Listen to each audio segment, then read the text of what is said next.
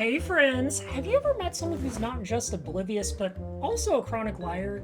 Like the kind of person who just can be caught red-handed and still twist the truth into some bizarre reality only they believe?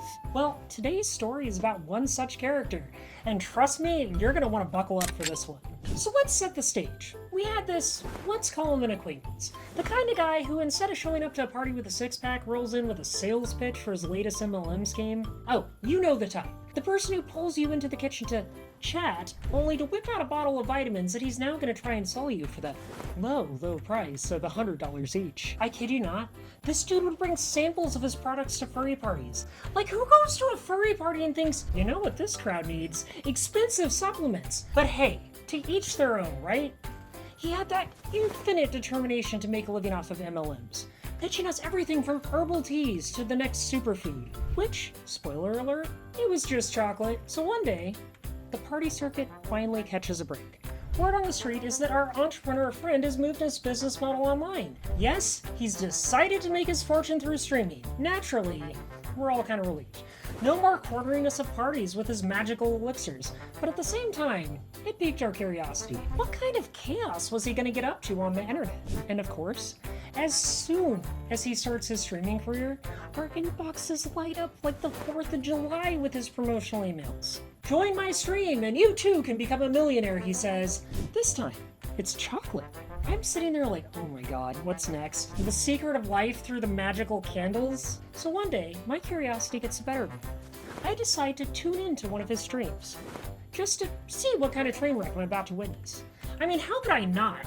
It's like a soap opera you know is gonna go off the rails. I click the link, and surprise, surprise, there are exactly 2 people watching. Me and probably his other email victim. Now let me paint a picture for you. This guy is sitting in what can best be described as the most stereotypical furry room ever.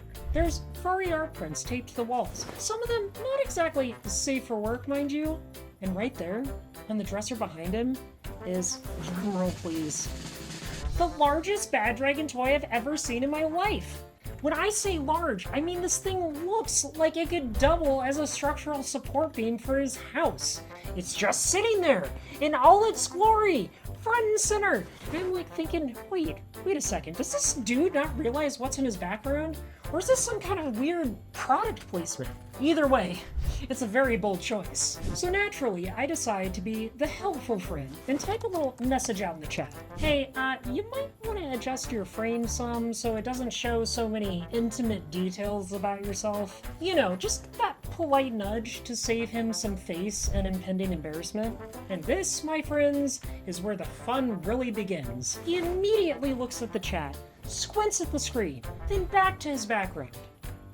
What follows is a half-hour-long debate over whether the object sitting proudly behind him on his dresser is, in fact, what we all know it to be, or a candle. Yes, you heard me right, a candle. I'm sitting there watching this unfold in real time as he insists, oh, that's not a bad dragon toy, it's just a candle. I just really like exotic candles. I mean, dude, come on.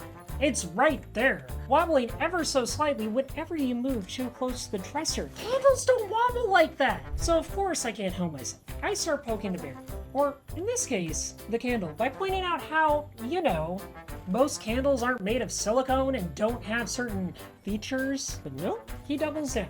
It's a candle, he insists. I got it at a specialty shop. Oh buddy, did you sure ever. Now, this goes on for what feels like an eternity. He's pulling out every excuse in the book.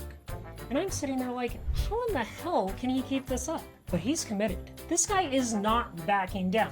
He even goes so far as to describe the candle making process, complete with a story about how it's handcrafted. I'm dying here, holding back laughter because I know exactly where this is going.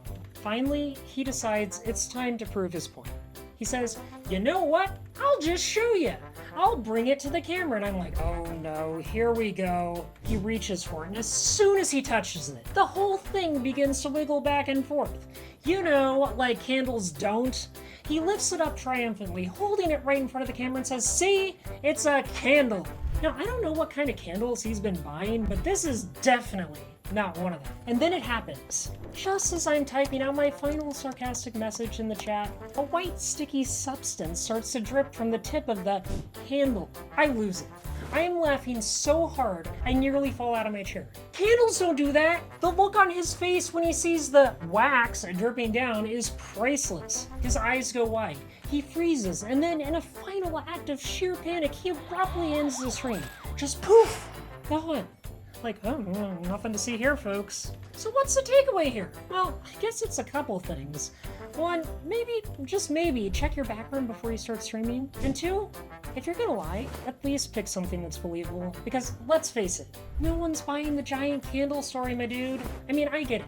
We all have those moments where we're caught red-handed and try to save face. But this was next level denial. And honestly, it was the most entertaining half hour of my life. So thank you, Candle Guy, for the unforgettable stream.